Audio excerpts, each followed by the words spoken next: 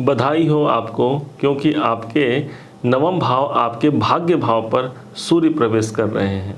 सूर्य देवता इतने मजबूत ग्रह हो जाते हैं, इतने प्रभावी ग्रह हो जाते हैं कि समस्त सौर मंडल में एकमात्र सूर्य ही हमारे जीवन को समापन नहीं, एक शुभारंभ की ओर ले जा सकते हैं।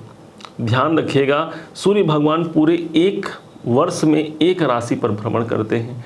वो प्रत्येक महीने एक एक राशि को पार करते करते पुनः फिर से आपके जीवन पर भाग्य भाव पर अभी आए हुए हैं। आप ये जानिए, आप ये मानिए, वास्तव में इनका आना क्या लेकर के आएगा, क्या हमारे जीवन को परिवर्तित करेगा या क्या वास्तव में इसका रिजल्ट होगा, इसे ही जानने के लिए, इसे ही समझने के लिए आप और हम यहाँ पर उपस्थित हुए हैं, एकत्रित हुए हैं, जानने का प्रयास करते हैं कि वास्तव में क्या होने वाला है।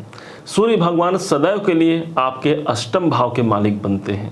अष्टमेश होने के कारण ये आपके रुकावट और बाधाओं का दायित्व इन्हें आपके जो राशि के स्वामी हैं शनि देवता, इन्होंने सौंप रखा है। शनि देवता ने अपने पिता सूर्य को, जो आपके राशि के स्वामी हैं, मकर राशि के स्वामी हैं, इन्होंने रुकावट भाव, बाधाओं का स्वामी बना दिया है सूर्य को। जब यही सूर्य भगवान अपने गोचर परिवर्तन को अभी अभी तो आपके रुकावट भाव को इन्होंने छोड़ा है, और जैसे ही 17 सितंबर सन 2023 का दिन आएगा, इसी दिन से 1:20 का वो समय होगा दोपहर के समय पर, जब ये आपके अष्टम भाव को छोड़ करके नवम भाव पर प्रविष्ट हो जाएंगे। नवम भाव हमारे भाग्य का होता है, इसलिए भाग्य की जागृति के लिए एक अच्छा सुअवसर आप मान सकते हैं। माना जाता है भगवान सूर्य नारायण जहाँ पर उपस्थित होते हैं वो भाव प्रकाशमय हो जाता है। जो समस्त संसार को जो प्रकाशित करते हैं, आप सूर्य भगवान को देखे होंगे, आप सारे संसार को प्रकाशित करने वाले, हमारे जीवन में बिजली का बिल आता है, आप देखे होंगे, 1 महीने भी यदि 2 महीने भी यदि हमने बिजली का बिल नहीं पटाया तो वहाँ से बिजली विभाग से आकर के हमारा लाइन कट कर दिया जाता है। लेकिन ये तो प्रलय काल से लेकर के अब तक हमारे जीवन में रोशनी प्रदान कर रहे हैं। कभी इन्होंने बिल मांगा क्या? कभी नहीं मांगा, और आज तक सारे संसार को ये प्रकाशमय बनाए हुए हैं। इनका ऐसा मानिए कि बड़े से बड़े तिमिर और अंधकार भी जहाँ पर उपस्थित हो, एकमात्र सूर्य का विकिरण उस स्थान पर पड़ जाए तो मानिए वहाँ पर प्रकाशित हो जाए। आपके भाग्य भाव पर इनका प्रकाश आ रहा है, पूरे साल भर बाद आ रहा है। कैसे हमारे जीवन में एक सुंदर भाग्य का शुभारंभ नहीं होगा, आप स्वतः विचार कीजिए।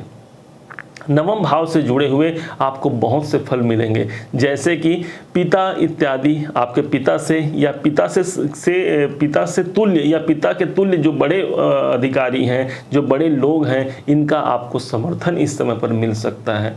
माना जाता है हमारे पिता हमारे जीवन को लाभान्वित नहीं कर सकते, ठीक है भाई, यदि उनकी उम्र हो गई है या बड़े हो गए हैं या फिर ऐसा है कि उनके पास कमाने का कोई जरिया नहीं है, वो हमारे जीवन को लाभान्वित नहीं कर पाएंगे। लेकिन जानना ये है कि उनका आशीर्वाद भी हमारे जीवन को लाभान्वित कर सकता है।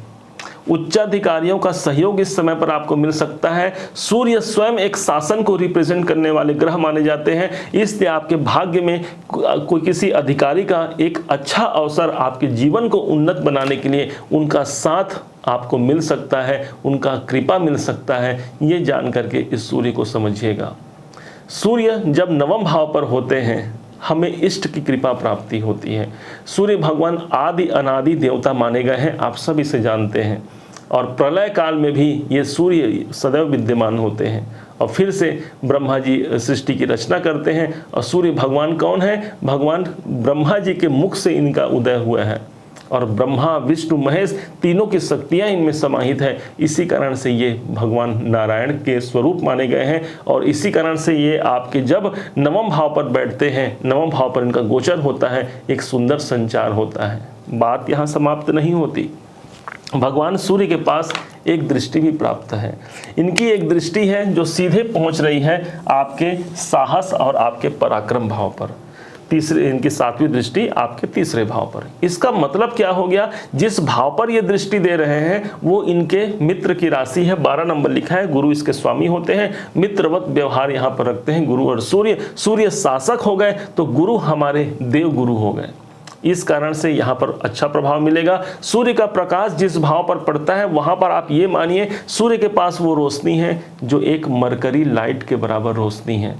जब वो रोशनी हमारे साहस पर चला जाए, साहस आपका इतना अच्छा होगा कि कोई भी चैलेंजिंग सिचुएशन हमारे लाइफ में आ जाए, मैं उसके लिए तैयार हूं। ये मकर राशि के जीवन पर होने वाला है।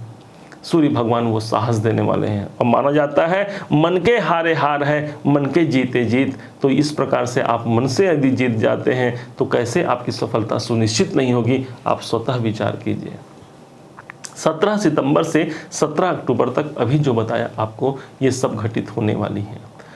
छोटे भाई बहनों का आपको सहयोग भी मिल सकता है।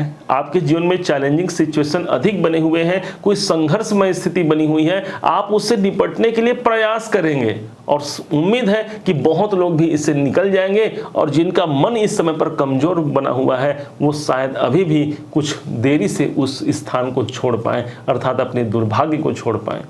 लेकिन सूर्य भगवान सदैव सौभाग्य के देवता माने गए हैं, मत भूलिएगा। इनकी जागृति सदैव हमारे सौभाग्य की वृद्धि और हमारे जीवन में उन्नति की ओर हमें अग्रसर कराने वाले होते हैं।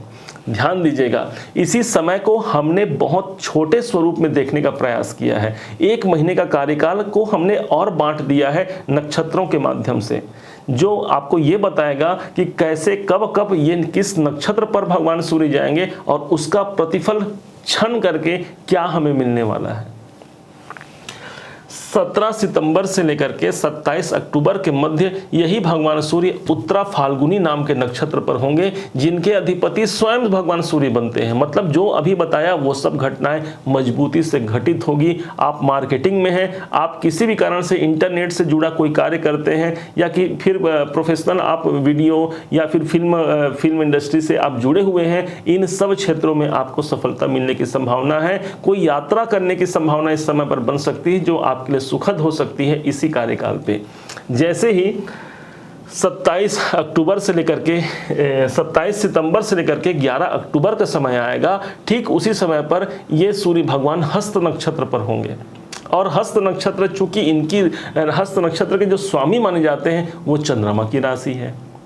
अब ये चंद्रमा किस भाव के अधिपति हैं? ये चंद्रमा भाई आपके 7वें भाव के अधिपति हैं। मतलब इस मध्य में आपके व्यवसाय, आपके कैरियर में भी सफलता दिखने के योग बनते हैं।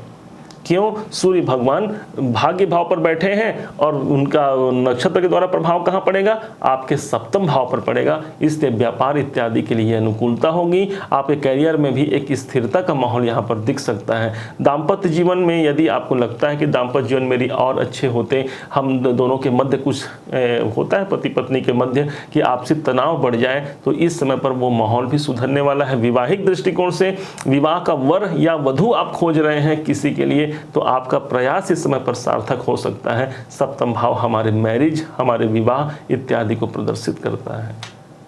अब जैसे ही 11 अक्टूबर से लेकर के 17 अक्टूबर का समय आएगा, इस बीच में यही भगवान सूर्य चित्रा नक्षत्र पर होंगे, जिनके अधिपति होते हैं, कौन होते हैं? साक्षात मंगल देवता। और मंगल देवता आपके लिए क्या है भाई? तो ये मंगल आपके भाई लाभेश हो गए और साथ में आपके सुखेश हो गए। अब लीजिए, शनि देवता ने, जो आपके राशि के स्वामी शनि देवता ने मंगल देवता को इनकम भाव का स्वामी दे दिया और चतुर्थ भाव का भी स्वामित्व प्रदान कर दिया। इसका मतलब इन दोनों भाव के रिजल्ट भी आपको मिलेंगे। चतुर्थ भाव का हैगा, चतुर्थ भाव आपकी प्रॉपर्टी का, आपके सुखों का, आपकी शांति का, एक शांति का माहौल भी देखने को आपको मिलेगा। प्रॉपर्टी से जुड़ा हुआ कोई कार्य करना चाहते हैं उसके लिए भी यहाँ पर अनुकूलता होगी, क्योंकि सूर्य भगवान मंगल के नक्षत्र पर गोचर करेंगे। चूंकि आपके इनकम भाव के स्वामी मंगल बनते हैं और सूर्य नक्षत्रों के द्वारा मंगल का प्रभाव देंगे, इसलिए कोई लाभ की संभावना बन सकती है, कोई इच्छाओं की पूर्ति हो सकती है, क्योंकि एकादश भाव हमारी इच्छाएं हैं, हमारा ड्रीम है, कोई सपने हैं हमारे जो कब पूरे होंगे। इन सपनों की पूर्ति कराने के लिए भगवान सूर्य कोई ना कोई एक विकल्प ला करके जरूर खड़ा कर देंगे। सपने जितने बड़े होते हैं, देखिएगा ध्यान से, सपने जितने बड़े होते हैं हमारा मेहनत भी उतना बड़ा होना चाहिए। अब हम सपने तो बड़े देख लेते हैं, परंतु हम अपना प्रयास छोटा रख लेते हैं, यहीं पर हमसे कमी हो जाती है। याद रखिएगा, जितना ज़्यादा आपका मेहनत होगा, लक्ष्य के प्रति कभी आपको नहीं भटकना है। अर्जुन को क्या था? गुरु द्रोणाचार्य ने अर्जुन से कहा था कि अर्जुन देखो, इसमें, इस चिड़िया में तुम्हें क्या नजर आता है? अर्जुन ने कहा कि गुरुदेव मुझे तो इस चिड़िया में मात्र उसका आँख नजर आता है, और तभी उसने बाण का अनुसंधान किया और उसके आँखों पर छेद हो गए। कहने का मतलब ये है कि अपने लक्ष्य से कभी नहीं भटकना ही आपके लिए ये सबसे ज़्यादा आपकी सफलता का एक स्रोत बन सकता है। वो आपके स्वयं शनि देवता ने आपको प्रदत्त किया है। शनि देवता जो कि कर्म के कारक होते हैं, वही से शनि देवता आपके अपने राशि के अधिपति बनते हैं। ध्यान दीजिएगा इस बात को। अब इसी समय काल को कैसे अच्छा बनाया जा सके? क्यों भाई? क्योंकि आपके मन में कभी कभी ये अभी वीडियो देखते देखते मन में डाउट भी आ सकता है कि सूर्य भगवान तो हमारे अष्टमेश हैं, तो अष्टमाधिपति कैसे अच्छा फल देंगे शनि के राशि पे? तो आपको बता दें, राजा के लिए क्या कोई अपना और कोई पराया होता है? एक गुरु के लिए क्या कोई अपना और पराया होता है? एक गुरु के लिए जितने विद्यार्थी बैठे हुए हैं उनके शिक्षा उनके क्लास में, वो सबको एक समान उन्हें पढ़ाते हैं। कोई बच्चा बहुत अच्छा पढ़ लिख करके बड़ा ऑफिसर बन जाता है और कोई बच्चा जस का तस बना होता है। उसी प्रकार से एक पिता अपने पुत्र को कभी त्रासित कर सकता है? ध्यान दीजिएगा, क्या एक माता कभी ऐसा सोच सकती है कि अपने पुत्र को मैं कष्ट दूं? पुत्रो जायेत क्वचिदपि कुमाता न भवति। इस प्रकार समझिए, ये सूर्य भगवान भले ही आपके लिए अष्टमाधिपति हैं, लेकिन भाग्य में जाकर के भाग्य की प्रबलता को जरूर सिद्ध करेंगे। इसी दरमियान समझिए इसे, भगवान सूर्य साक्षात नारायण है, इसलिए उस नारायण की कृपा को प्राप्त कीजिए। सभी ग्रहों को क्या कहा गया है? सभी ग्रहों को देवता कहा गया है। सूर्य देव, मंगल देव, चंद्रदेव, आपने सबको सुना होगा, लेकिन मात्र एक सूर्य देवता ऐसे हैं जिनके नाम के साथ में नारायण शब्द जुड़ता है। इसी कारण से इन्हें सूर्य नारायण कहा जाता है, जो आदि अनादि देवता है। ऐसे सूर्य भगवान जब आपके भाग्य भाव पर आएंगे, कैसे भाग्य को प्रभावित नहीं करेंगे? भगवान सूर्य को जल देना प्रारंभ कीजिए।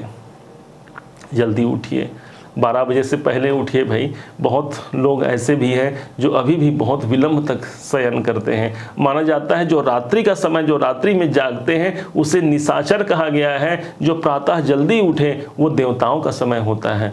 इससे देवताओं के समय पर उठिए। और अभी सूर्य भी दक्षिणायन चल रहे हैं, इसलिए सुबह उठने का एक अभ्यास कीजिए। जब जब आप सुबह उठेंगे तो आपके अष्टम भाव के अधिपति हैं। अष्टम भाव सिर्फ हमारी बाधाओं, हमारी संकटों का नहीं होता, अष्टम भाव हमारे परिवर्तन का होता है। यदि परिवर्तन आपको जब जब जीवन में चाहिए होगा, तब तब आपको ये ध्यान रखेंगे, आप सूर्य भगवान से जुड़ जाइए।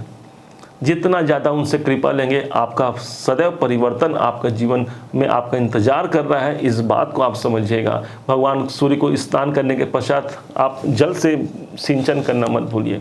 अर्घ्य देना चाहिए भगवान सूर्य का आपको। इस समय पर अर्घ्य दीजिए। ओम घृणी सूर्याय नमः, या ओम सिर्फ सूर्याय नमः आप बोल सकते हैं, या गायत्री पवित्र मंत्र आपको याद है, उसका मंत्र उच्चारण करते हुए आप भगवान सूर्य को अर्घ्य दीजिए। देखिए कैसे इसी एक महीना के दरमियान यही सूर्य भगवान आपके भाग्य की जागृति को ला करके आपके ऊपर रख देंगे। एक सफलता का ऐसा सोर्स बन जाएगा जो सामने आकर के आपको सफलता के रथ पर सवार करा करके एक श्रेष्ठ जीवन को आपको जीने को मजबूर कर देगा। भगवान सूर्य की कृपा आप सभी पर बहुत बनी रहे, यही हमारी शुभकामनाएं हैं। उम्मीद है आप सबने इसे समझा है, आप सबने इसे जाना है। यदि आपने इसे समझा है, मेरे समझाने का प्रयास यदि आपको सार्थक लगा हो, मेरे समझाने का तरीका यदि आपको सार्थक लगा हो, तो अपना प्यार भरा लाइक और कमेंट करना कभी मत भूलिएगा। आपके लाइक और कमेंट ही तो हैं जो हमें यह एहसास दिलाते हैं कि हाँ, हमने अच्छा कार्य किया है और आपने उसे सराहा है। अभी तक यदि चैनल को आपने सब्सक्राइब नहीं किया है, सब्सक्राइब भी कीजिएगा। पुनः एक बार फिर आप सभी का दिवस बहुत मंगलमय हो, इन्हीं शुभकामनाओं के साथ। जय सूर्यदेव।